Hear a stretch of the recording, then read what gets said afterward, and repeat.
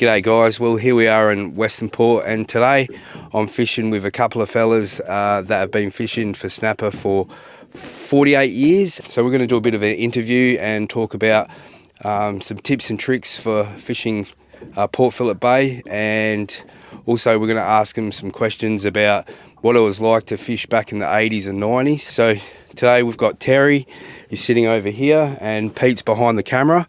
I've been fishing the bay, Port Phillip Bay, for 48 years. I'm 68 this year.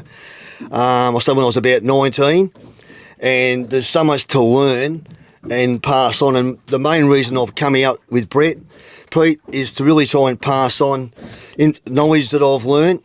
And I'd love to come out with a guy like Brett and watch how he fishes. We've all got our own techniques and styles of fishing. When we used to rig up, way back when I was young, we used to have one hook. And then we went to this keeper hook. And the thing about the keeper hook is, I lost a couple of cracking fish, and I thought that I've just got bitten off or a nick in my line. But what I actually worked out was, after a while, this keeper hook that slides, there's people probably still fish like that, and we'll get back to why Reedy's rigs are so good. Now this hook here, when the eye closes around, there's a join. And what I come across, the join and the pressure on a really big fish would cut through the trace. And I always, when I come out of the box, I'd always check on the gap of the hook, because they weren't always completely closed. But the pressure was mainly big fish, 7-8 kilos. I lost a couple of crackers, didn't even quite see the fish, but they were big fish, and that would cut through with the pressure. Was a good hook to hook up fish with. But so I ended up learning, but the idea now is that we always snood like back here, like as Brett's rigs are, and that's a fixed hook. And the difference is, and we get a lot of fish on that keeper, but don't get me wrong, it's a really good hook to have, and that's why Brett's and the lock-up hooks are so good to get. And plus, in Western Port, that's like a tow hook. You put the front of your squid on the tail end here, and then that will hold the squid straight, and then put that back through the back, and they'll sit perfectly in the current, especially at Western Port. But getting back to the reason we don't use this anymore is I lost a couple of beauties, and I just thought I was bitten off. But the thing is, just so people understand, if they're fishing that way, go to a fixed snood like that. It's locked up. Just to show people, I prefer an overhead reel. It's a personal preference on what you use, and just getting to striking the fish is the main reason.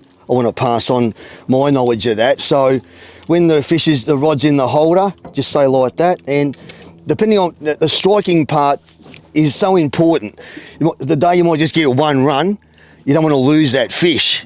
So the thing is to try and do everything right. So the thing is not to panic. That's the big thing with fishing. Everyone wants to grab the rod when it takes off and just strike. So when the rod runs, the thing is to pull it out gently out of the holder like that, and always see where your line is. If it's on an angle, bring the tip round and go directly to the fish, the line hitting the water. That way you're going to get a direct hook up. And if the line's under the boat, under there, I never ever strike from the back, because you're just lifting the line. Always pull your rod out, pass it under, like that, come around and go directly, especially if it's a running outside, and then lock the reel, and then when he's really powering off, and then strike the fish. Never strike from the back, because the line will just lift and raise, and you just don't get a good hook up. And now the next point is, it depends on the run. If it's a screaming run, the thing is to strike them as quick as you can, but do not panic. That's what I specify that. Just pick the rod up, angle the rod down to the water. Don't just go straight up in the air, down like that, and then just lock the handle. Make sure that the line's tight and the rod's got a bend in it. Everything's tight, and then strike. But getting back to where the line is very important. If it's on an angle, you're going to just lift the line like that. You want to go directly to the fish, and it makes a hell of a difference. And then when you strike, watch your rod. If it doesn't bend much, wind back down, and then strike again. You want the rod to buckle, and at least a third down, so you know that you've set the hook. The only reason you lose fish is because the barb of the hook hasn't gone through his mouth. Normally, if the hook's just hanging on his edge, they can often run towards you, and you'll lose them. And the only reason you lose him, because the barb hasn't gone. If that barb goes right through his jaw, you cannot lose that fish unless you break him off. Or maybe if he's lipped, you might lose him. So I just prefer the overheads for one. You don't get the line twist. Plus, I can put me back off me ratchet, and I put me thumb on the spool. Yep. So I just touch it, just thumb it, so we can just roll off, and there's no pressure. That's why. And I just put me thumb on it and let him go as long as he can. Because if they feel pressure, especially on the run, in your holders, they can actually. They'll let it go. If they feel any pressure as they start to take off and it drags too tight, they'll let it go unless he's swallowed the bait. Yep. But I like to actually, if they're getting back to the run again, the screamer you want to get as soon as you can and hook him up. But if it's just a zip, pick up your rod, feed him line, and then wait, just pull on off your spool. I often thumb him on there like that's doing there now. See how that's running? I have my thumb like that and just let him, and just touch it. And when he picks up, the thing is about the run, right? You know when he closes his mouth on the bait, that when he runs, you know he's got it in his mouth. Some guys say you got to count to 10, but if he's got to close it shut. So the thing is to hook him as quick as if he feels any weight, he will just spit the hook out. If he feels a jerk, that's why if you panic or jerk it, he will drop the bait. If they swim it down here, you're laughing. You're not going to lose them at all. And when you play them, just take your time. If they want to dive 5 times, let them dive. It's just like sport. They will gradually just float up when they're tired. And I see guys at the boat there where they're just splashing and they're trying to gaff them because they're too green. They reef them in too quick. And you'll see them like this and the fish is splashing. My fish lay there dead still. I can pick the net up and don't panic and lift them up into the boat, lay them down, and they don't even move. And it's the whole sport of catching a snapper. Well, I fished a long time, and I used to fish August, September, way back in the old days, way back. And I caught fish, but the amount of times that I went out, I used to write everything down, and then I'd look at the trips I'd put in for what I'd caught. They'll be there coming in, but they take a while to acclimatise to the bay. When they come from the ocean, to different water temperature, they come into the bay, and it takes them a little while to adjust. Because you'll find that the fish that come into the bay, the ones coming early, you'll always find the black rock and Werribee up there. They seem to catch fish before us. And I think the reason being, they've been there longer and the water temperature's a little bit warmer. And then when they first come in, they've got to acclimatise to the bay. Oh, that's only my opinion on that, but unless we swim with these fish, we don't really know. Yeah, so, but August, September, but all the times I'd been out, and they were hard. But so we don't start now till around about, I always find the grand final, just after the grand final, around the 1st of October. I can go out feeling quite maybe confident at least getting one. I only expect 1 or 2, not a lot. You can get your bag if you're lucky. But then as the season goes, as we all know, October, so start of November, December is the best time. They start their peak then. Temperature goes up. But I don't even September's worth the trip. I know Brett goes out early and has a look, and there's a good chance of catching a fish. But you want to put a few trips in to catch them. That's. If you're a new fisherman, yep, and you're interested in buying a boat for the first time, what's some good boat holes and why, and what would you look for? I like the Haynes Hunter. Like, I mean, they're just a quality finished boat, and they're a nice boat. Well, me and Terry got old Haynes Hunter 17Ls, and I swear by them. And, I mean, I bought mine back 15 probably longer now, about 20 years ago, when I first met Terry 20 odd years ago, and I've kept mine and I love it. And the way that they cut the water and the way they ride like a 25-foot boat. They're a really good hull. Yeah.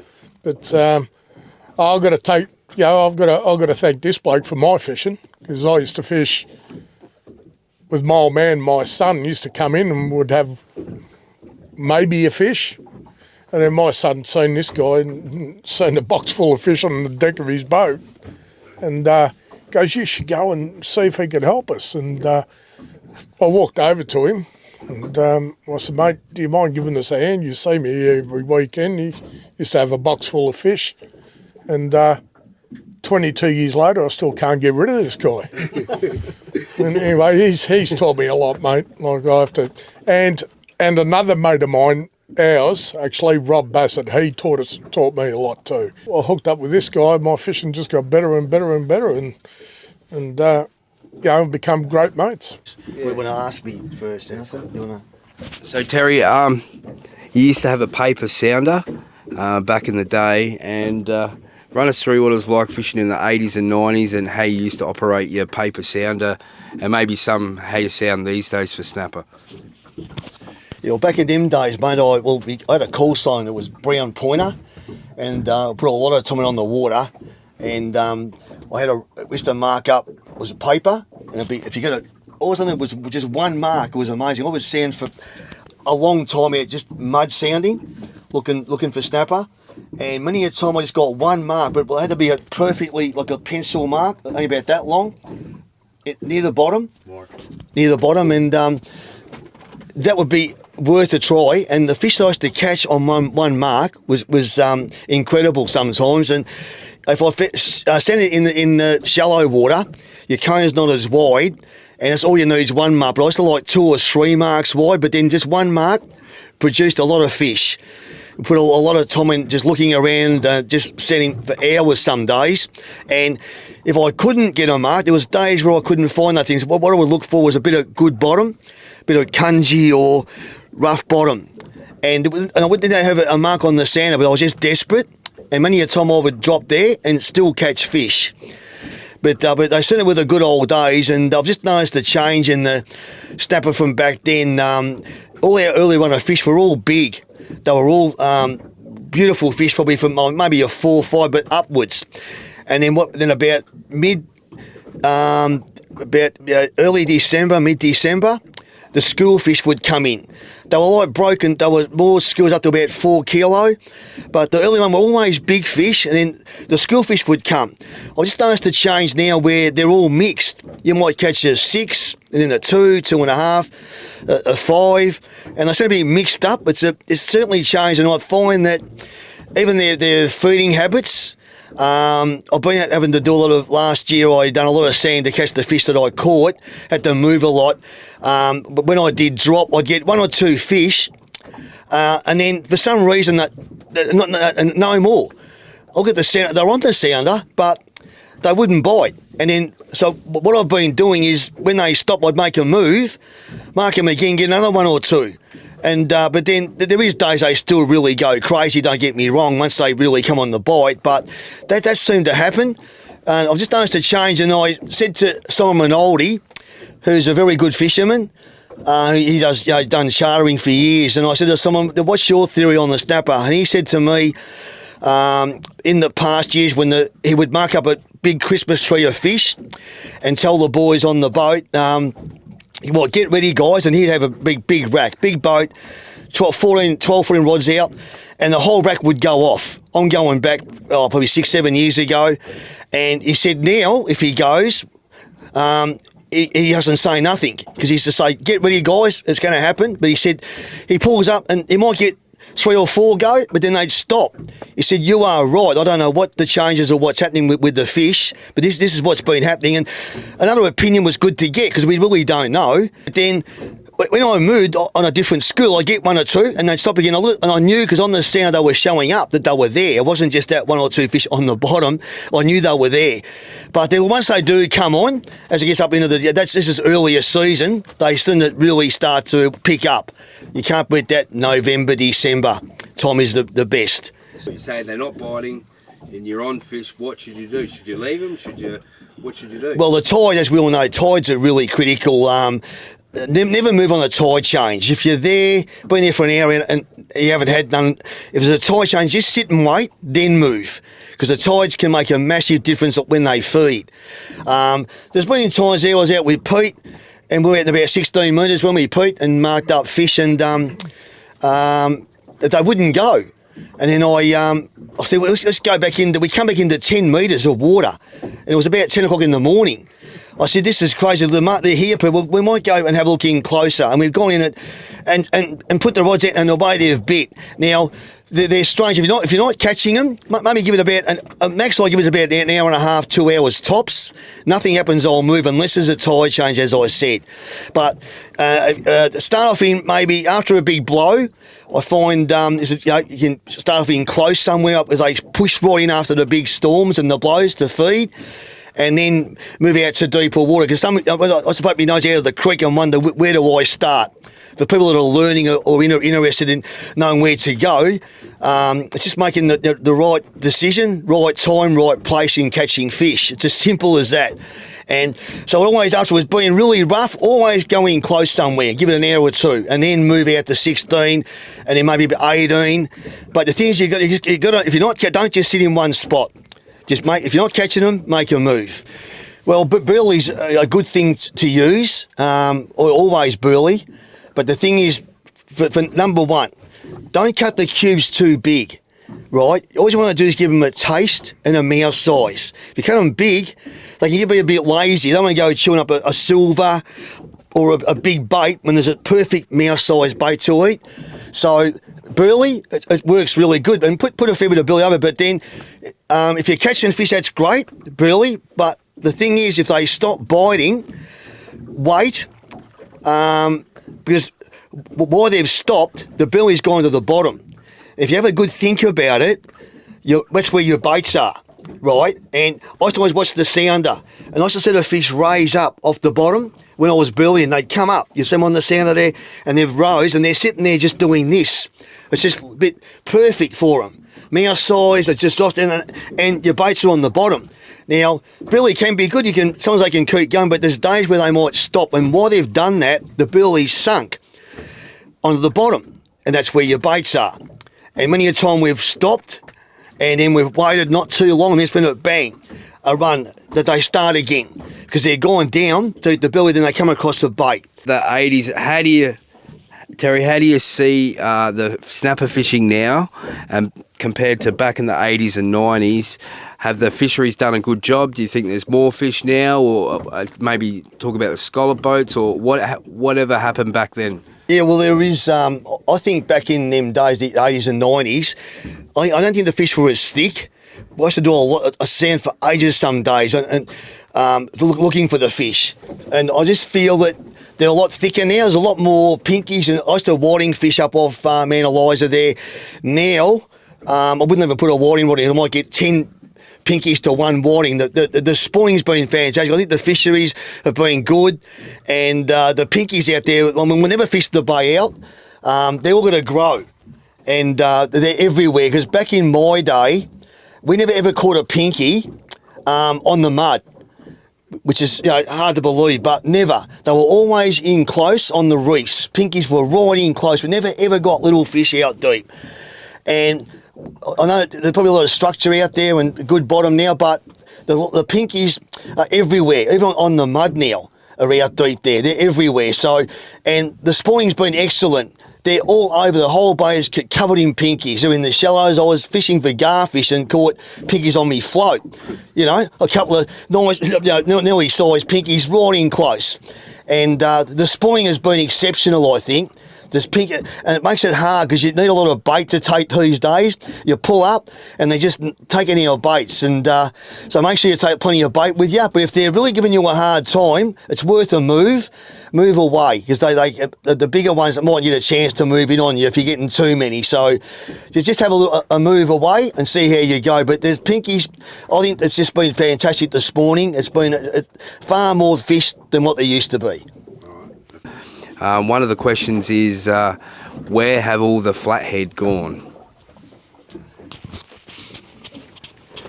Well, there's a reason for that. The Northern Pacific starfish, which have gone into our bay from the ballast water off the ships. Apparently, they're wiping out all like anything on the bottom, like the roe of flathead. Eating all our scallops. We're lucky that snapper spawn mid-water, luckily, and apparently they're when I fished, going back years, 80s and 90s, the flathead were abundant in the bay. I used to use pilchers, have to work all my rods and non-stop to keep a bait down, but I've found now that they've just virtually disappeared. You're lucky to get one or two flathead in a trip, and it all comes down to those starfish and eating all the flathead roe, and they're whopping all the scallops out as well. They're eating all the 11 star fish, what they call it, the 11 star. 11 arms. 11 arms, sorry. And the scallops know that particular starfish. If they went near a scallop, the scallop would move away.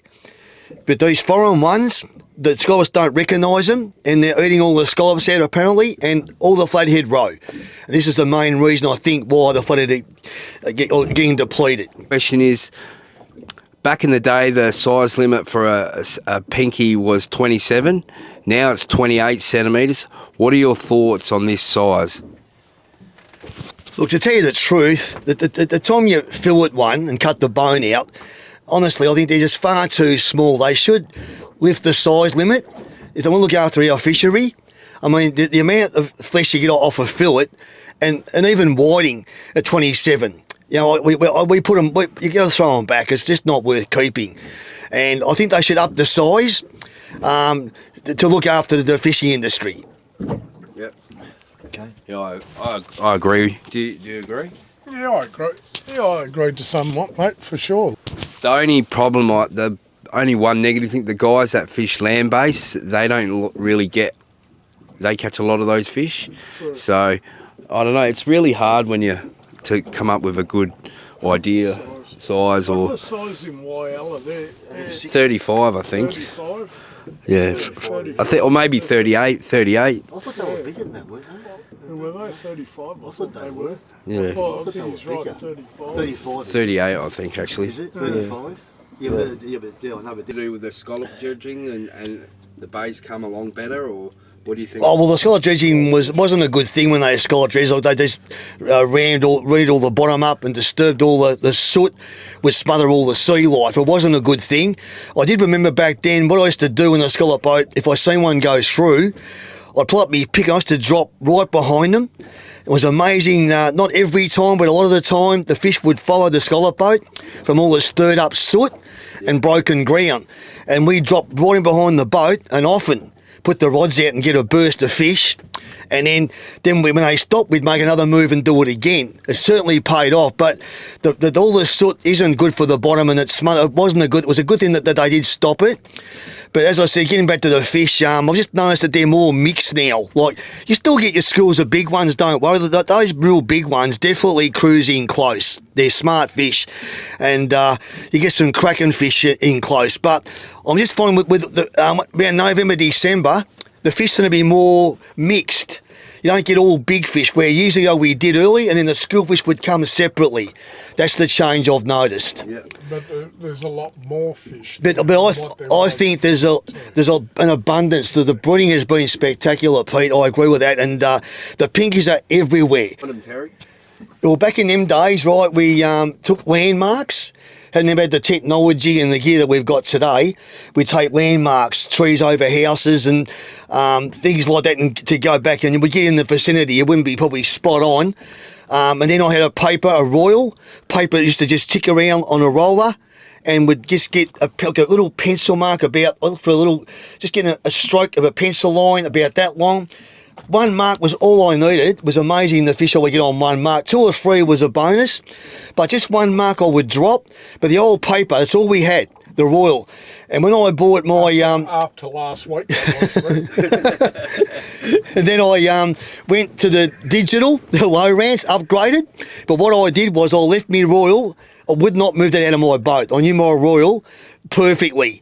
And it took me a while to get to swap over to the low rants. Hang on, you're fair dinkum when you say you only just took that out last week. yeah. It wasn't. The thing is, when I met him, I bought a paper sounder. It wasn't that long ago. The thing was, what I did was to get used to the new sounder, because when I bought it, I was going to throw it in the bin, Brett, to tell you the truth. I went to the shops, asked them how. I looked at the pictures on the box and thought, He doesn't know how to turn on his phone. I'm not kidding. Getting the answers that I should be getting. Yep. So when I used my paper, and then I'd go around with the digital, and then if I get the arch, But it took me probably nearly a season to even tune my sounder in. I'm not joking, mate. I just touch this, that, and I've got it perfect now, and that's nothing to pass on. Make sure your sounds are tuned in properly and you've got the right marks. And I just played and pressed buttons and went over marks with me Royal, which I knew that was a fish, and then I'd spin around, and I think I've got it pretty right now. I've got perfect arches with colour, red and yellow, as what Brett gets, but it took a long time, mate, to swap. Yeah. And Pete's right. I had that Royal in there for, I think it's got cobwebs on it. I've had it for that long, mate. I'm not joking. You pulled it out last week. All right, Terry. So give us three or four of your rare captures in Port Phillip Bay over the years. Fishing off Mount Martha with mate Rob and another guy Grantley. We were fishing off Mount Martha on the snapper, and anyway, I just kept flying away. And this minute, this Dewey floated up sideways, and I couldn't believe it. I thought, quick, get the net, and we netted it, and I weighed it. I went 15.6 kilo, 35 pound. So that's a fish that, getting back to the answer, one of the rare fish in the bay. It was a bit of luck. And I got him, and he's on my wall at home. I got him mounted. So I went 15.6, 35 pound. And then I was fishing off the hospital, out with my father when he was alive, off Mount Eliza, and I just threw a rod out, and this minute it started to peel. Well, instantly you think it's a seagull. It only just hit the water. I'm looking up, there was no birds, and this thing was just humming, and then my dad yells out, "Shark." I looked out, and it was a thresher. He's jumping out of the water. So I said to Dad, "Look, quick, Dad, pull the anchor up and I'll have a go at this shark." And he really just jumped. It was milky, calm, flat, great conditions, great to see. Tail, I mean, he's about as tall as me. His tail come up over my head, roughly 20 odd, roughly, and fight. So that was a bit of a prize fish, a thresher shark. I was fishing off Frankston Creek straight in about 12 metres of water, and my rod took off, and I thought it was fighting really well, good head shape, but I thought, it doesn't look like a snapper. Anyway, I got a tailor. A tailor was about a good 5.5 pound tailor, which are very rare. Often in the hotties or up around the area you get tailor, but they're often small. So he was a tailor, which is very rare. He just about bit through me trace. He got razor sharp teeth, and he was all frayed, and I happened to land a tailor. He was about 5.5 pound. And then that was, so I got this flathead, which went 3 kilo 150, probably the biggest flathead I've caught in the bay, and I put that on my wall at home as well. He's been mounted as well, because I'll probably never get another one that size in Port Phillip. So the fish I got to always remember is the mulloway, fresher shark, tailor, and the 150 flathead.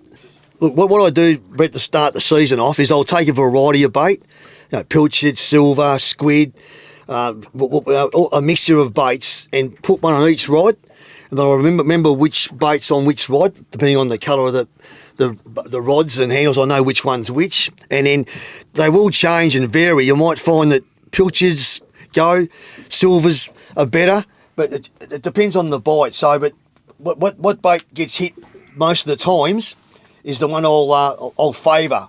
If I start getting the silver keeps going, then I'll put silvers on another rod or two. But they can change so much each season. Yeah. Do you have different mono? Mono or braid in the bay? I'm mono in the bay. Yeah. And braid in the Yeah. Pete? Mono. Righto, guys. So that's the video. That's Terry and Pete. They've given a few tips there for Port Phillip Bay. Just want to stress that doesn't mean you have to fish like that. I fished a little bit different to Terry, and there's no right or wrong way how you catch a snapper. It's just learning different various techniques that all work for each other. And I want to thank Terry and Pete. So we're nearly at snapper season now, and I don't really sponsor too many people anymore. I used to sponsor a few blokes, but one in particular I don't sponsor anymore, and that's basically because a big brand come along and poached him off me and paid him X amount of money, and which I'm actually really good friends with this fella, and I wish him all the best. And my advice to him was to take the money and promote their gear. And look, he's got to look after his family, and I totally get it. And there's no nothing personal. and we're still really good friends. Obviously I can't tell you who he is. A lot of stuff on YouTube these days is paid promotion, and that's how I exist, because I do it all myself, and it gives me a chance to go up against big companies. And I just want to thank everyone for the support you've given me and my family over the years. I really appreciate it, and I just try and give back by making these videos, tips and tricks, and try and help you guys catch fish. Like, I want everyone to be successful. In a few days I'm about to send it and try and make my first video for the season. I just want to talk about the charter operators for a second, and I feel like they get a really bad deal. And the other day I was looking online and someone was having a go at me because I was promoting my hooks by catching fish. Now I think that's really poor, because for small businesses, they need to be able to do all this stuff by themselves to compete with big business. And I really sympathise with the charters here, and they all have a really tough gig. And you see the photos online when they have a really good haul, and jealous people have a go at them. And I just don't like it, because you got to put yourself in their shoes, and you see they're just trying to catch the fish for the customer. And like, say if they catch their bag and then they want to keep catching more fish, you got to think, this guy who's paid for the charter, he's going to want to go on that charter and catch as many as he can, the illegal bag limit. Now, we might not, when I go out fishing, I definitely don't catch my 10 snapper, my 3 big ones and 7 ones. But these guys, they might only fish once a year on the charter, and they'll be in the charter's fellas' ears. And I sympathise with that, because they're damned if they do and they're damned if they don't. So, you know,